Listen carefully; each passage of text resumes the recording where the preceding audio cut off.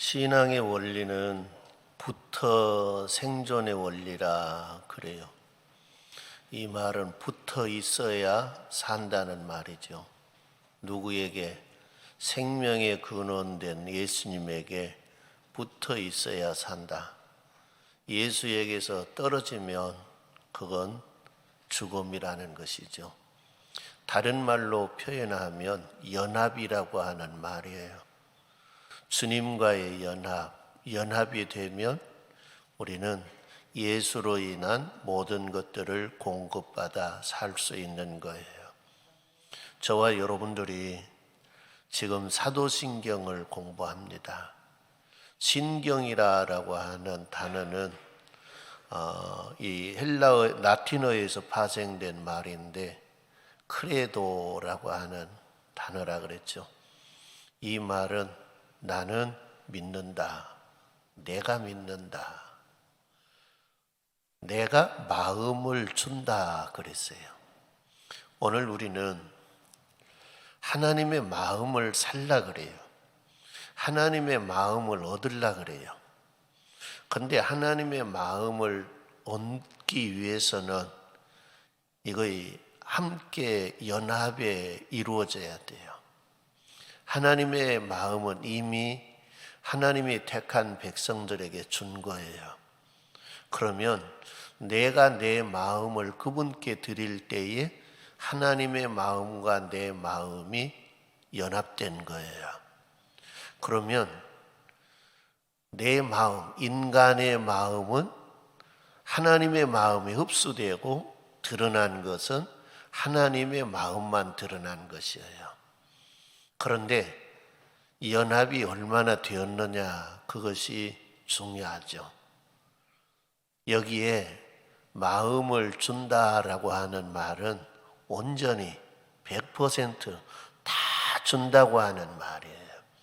그럴 때에 하나님과의 마음의 연합, 온전한 연합이 이루어진 겁니다. 성도 여러분, 마음을 여러분이 믿는 하나님께 드렸습니까? 안 드렸습니까? 이것도 아니고 저것도 아닙니까? 주기도 아깝고, 그런데 받고는 쉽고, 그건 잘못된 거예요. 내가 예를 들어 하나님께 내 마음 10% 드렸다 그러면 10%만 연합이 된 거예요. 그건 완전한 연합이라고 할 수 없는 거예요. 따라합니다. 나는 오늘 이 시간부터 나의 마음 온전히 하나님께 드립니다. 드립니까? 이걸 수없이 우리는 고백해야 돼요. 수없이 시간 있을 때마다 나는 나의 마음을 온전히 하나님께 드립니다. 그럴 때에 성도 여러분, 하나님의 마음이 내 안에 들어온 거예요. 하나님, 내 안에 하나님 마음 주세요 라고 해서 온 것이 아니라 이미 하나님의 마음은 내게 와 있는데 연합이 이루어지지 아니하니까 나타나지 않는 거예요. 연합이 이루어지면 나타나는 거예요. 하나님의 말씀이 내 안에 들어오면 하나님의 말씀을 따라서 하나님의 영이 들어온다 그랬어요. 하나님의 영이 들어오면 하나님의 그 영 안에는 성도 여러분 감정이 있고요. 그 영 안에는 생각이 있고요. 그 영 안에는 결단이 있어요. 그래서 그것을 지정의라 그러죠. 그것이 들어오면 나의 것은, 육신의 것은 소멸되고 예수님의 마음, 예수님의 생각, 예수님의 결단이 내 안에 드러나는 거예요. 우리 모든 성도들의 삶을 통해 예수님의 마음이 드러나면 좋겠지요. 근데 욕심 많은 사람은 나에게서는 안 드러나도 옆에 사람에게서 드러난 게 더 좋겠지요. 그건 아무 소용이 없는 거예요. 나에게서는 예수님의 마음이 안 드러나도 목사에게 예수님의 마음만 드러나면 좋겠죠. 그건 여러분하고 아무 상관이 없는 거예요. 나에게서 드러난 것이 중요한 거예요.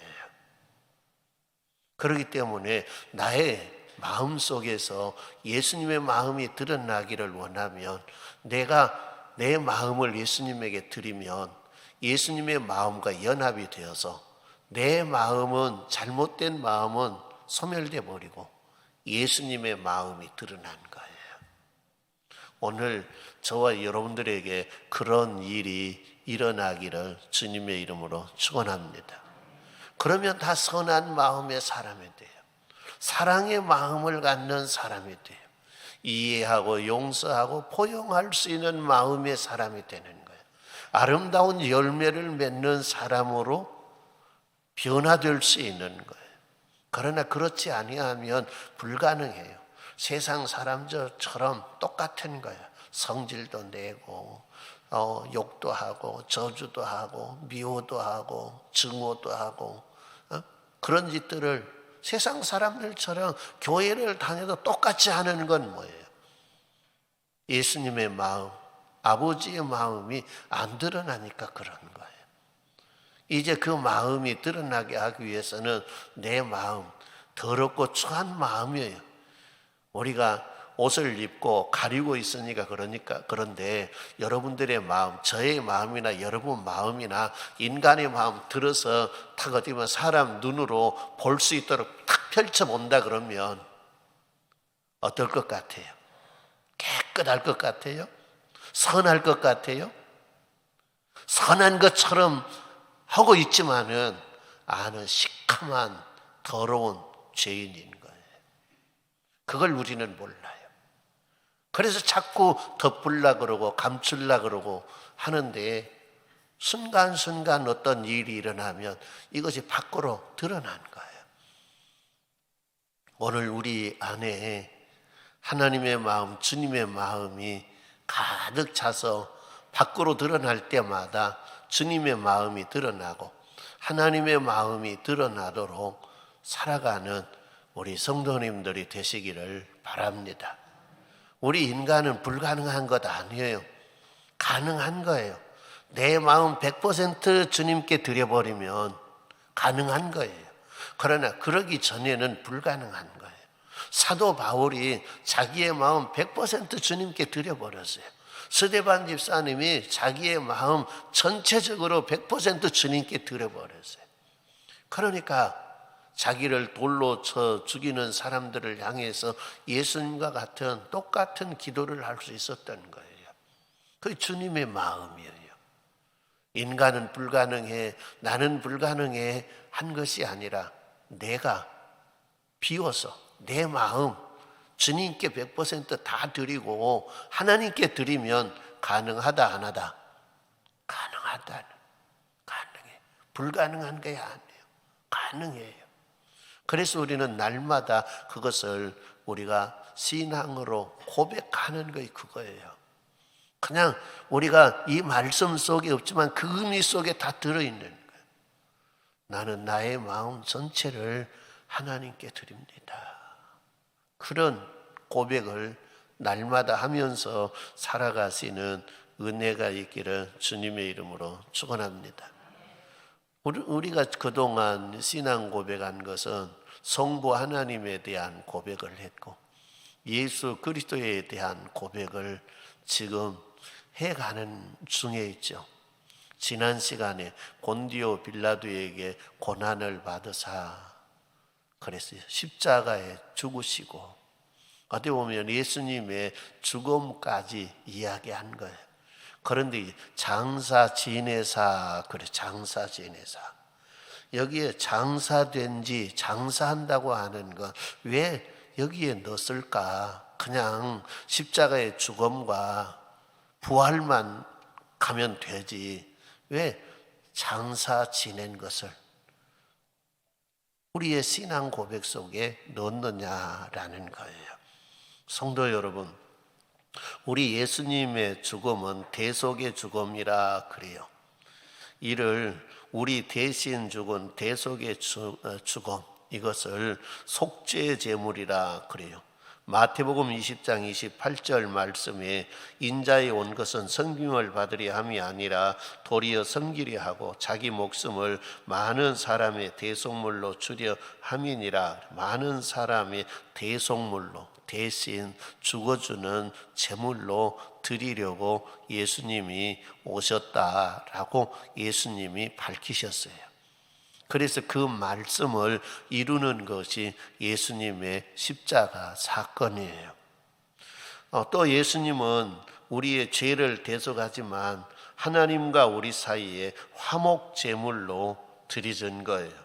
그래서 이것을 화목 제물이라 그런데 로마서 5장 10절 말씀에 곧 우리가 원수 되었을 때에 그의 아들의 죽으심으로 말미암아 하나님과 화목하게 되었은즉 화목하게 된 자로서는 더욱 그의 살아나심으로 말미암아 구원을 받을 것이니라 라고 이야기했어요.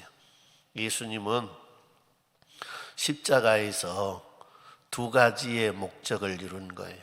하나는 속죄 제물. 그래서 우리의 죄를 속하고 우리에게 죄의 싹신 사망에서 노인받게 한 거예요. 예수님은 화목 제물로 십자가에서 돌아가셨어요. 하나님과 우리 사이는 원수 사이예요. 그런데 예수님이 화목 제물로 돌아가심으로 하나님과 우리 사이에 화평케 된 거예요. 하나님과 우리 사이에 막혀있던 담을 헐고 화목할 수 있도록, 연합할 수 있도록 해주신 이가 예수 그리스도예요. 그러니까 우리가 하나님 앞에 나아갈 수 있는 길을 열어주신 이가 예수 그리스도예요.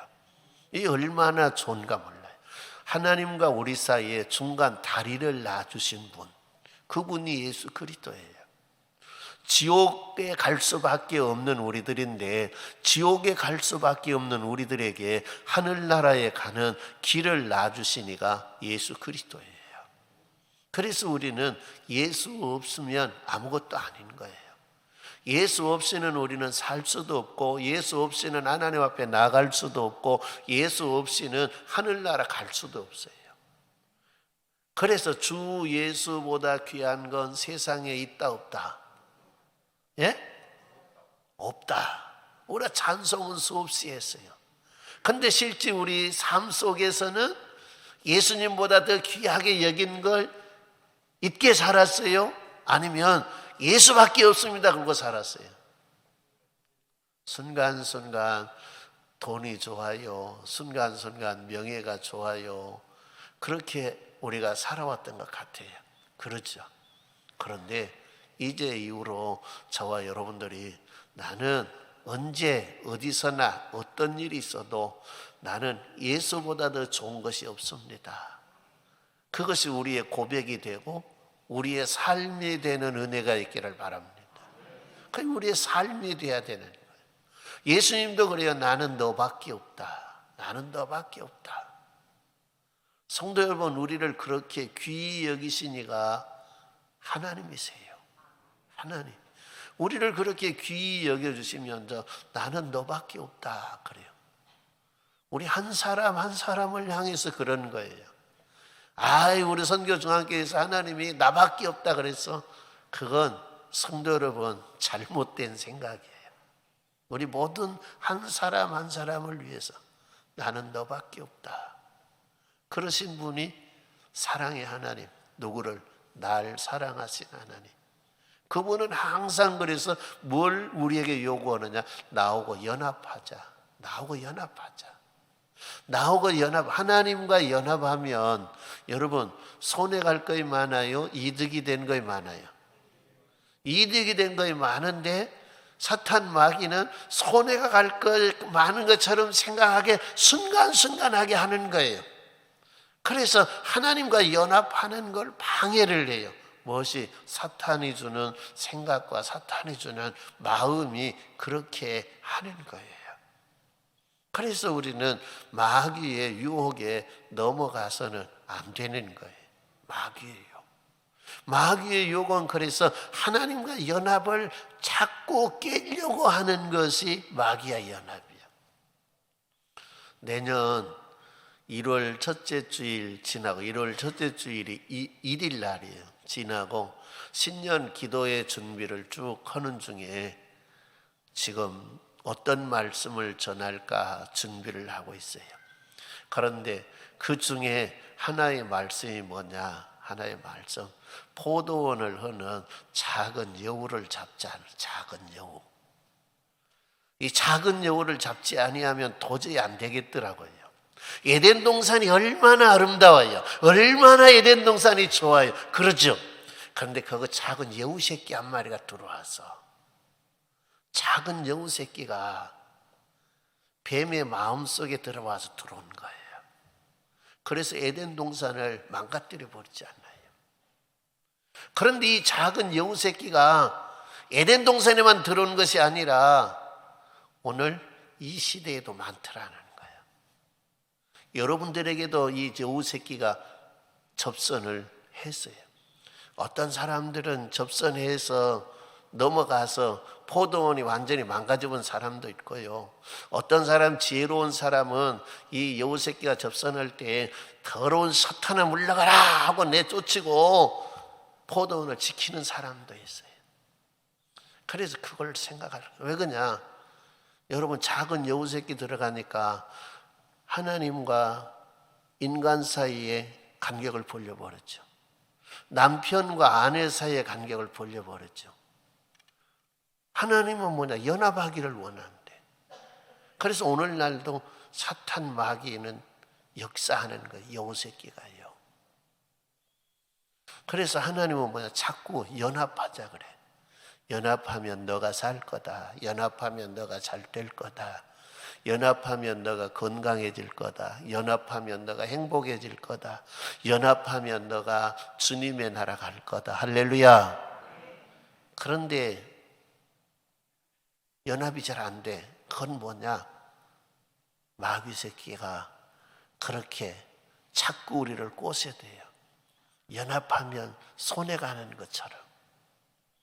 성도 여러분들이 주님과의 연합, 하나님과의 연합이 잘 되는 은혜가 있기를 주님의 이름으로 축원합니다.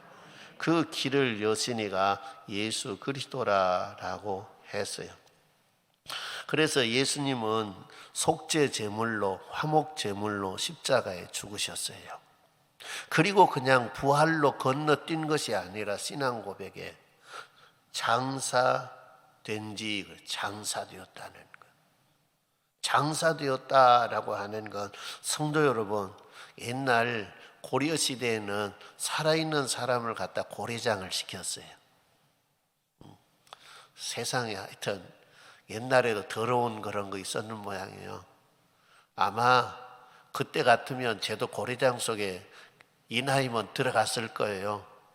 그때 나이 70이면은 성도 여러분 오래 산 거예요. 지금 100세 시대에 그런 게 그렇지만은 그래요, 안 그래요? 그때 나이 70이면 아마 우리 대성이가 날 데려다가 고래장 시켰을까 몰라. 그게 세상의 법이니까요. 세상의 법을 그렇게 만들어 놨어요. 고래장을요. 그래서 성도 여러분, 오늘 저와 여러분들은 이제 죽어야 장사 지내는 거예요. 산 사람을 갖다가 장사 지내면 그것은 살인죄예요. 그렇죠?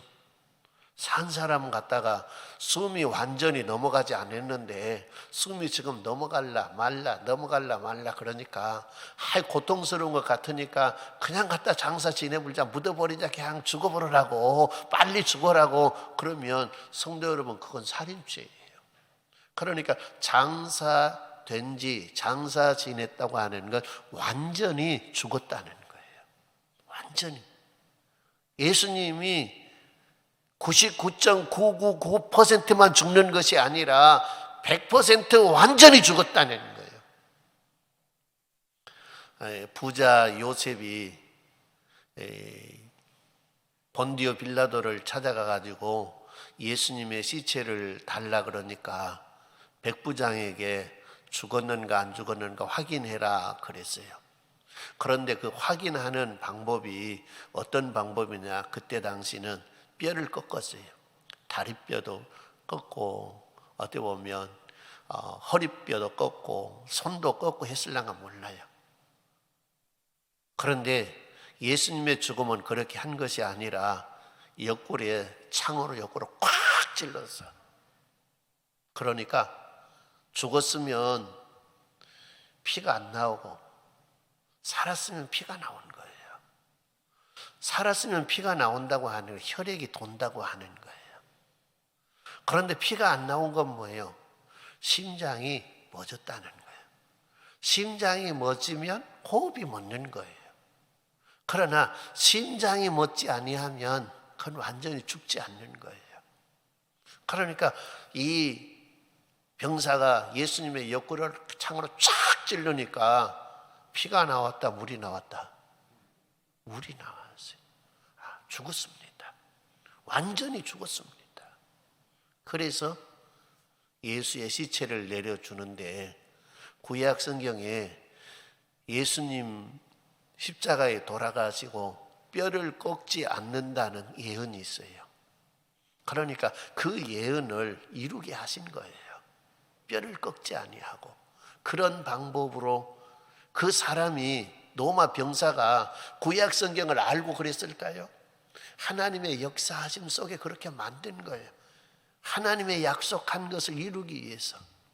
그래서 부자 요셉이 예수님의 시체를 가져다가 세마포로 싸고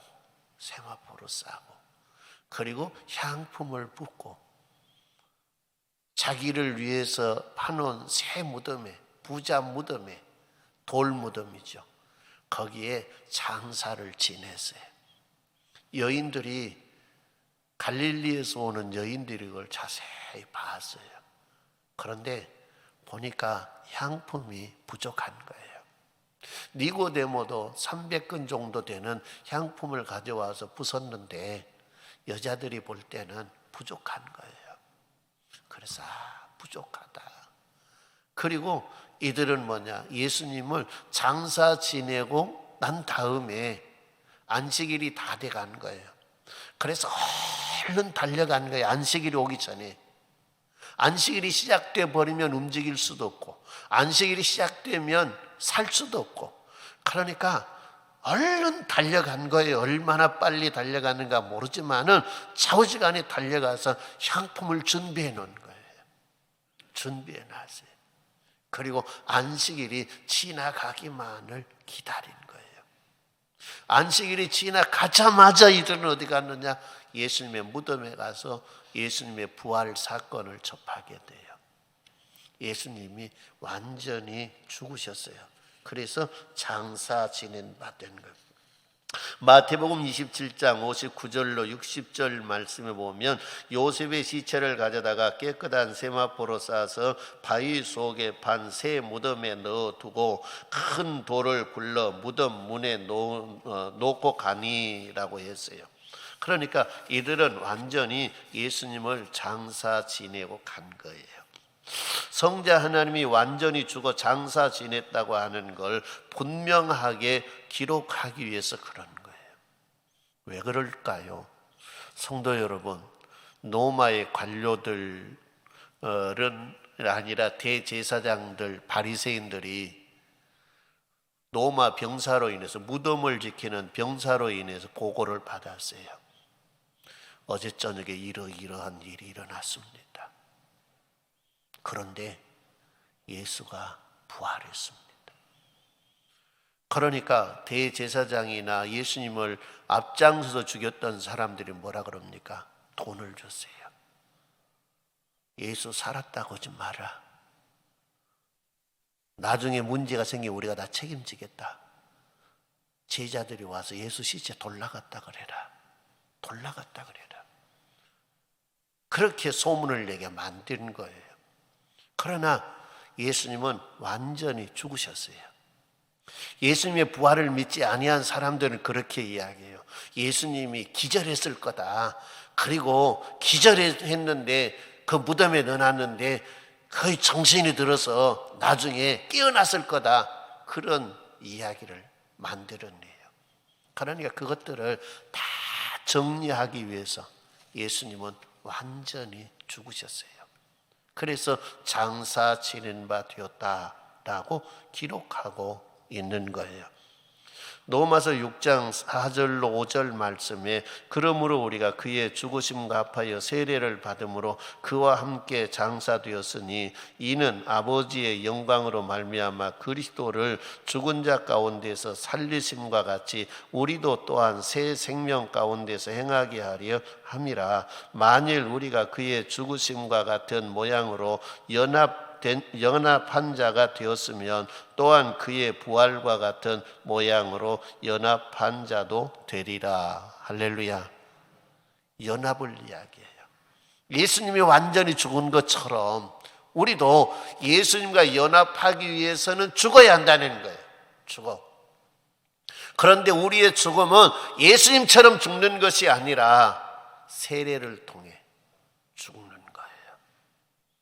옛사람을 죽는 거예요. 옛사람. 그렇지 아니하면 성도 여러분, 부활을 연합할 수 없는 거예요. 그래서 로마서에 이야기한 내용이 그 내용이에요.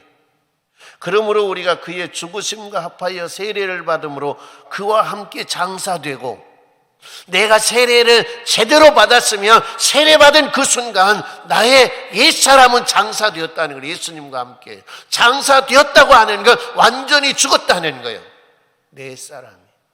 그런데 자꾸 우리의 옛사람이 살아나요. 그러니까 우리는 날마다 장사를 지내야 돼. 누구를? 나의 옛사람을. 사도 바울이 그래서 나는 날마다 사노라 그랬어요? 죽노라 그랬어요? 죽노라. 그게 장사 지낸 거예요. 오늘 또 나는 예수와 함께 사울은 죽었다. 사울은 죽었다. 나는 오늘 하루를 나는 예수와 연합되어서 예수로 인해서 살겠다.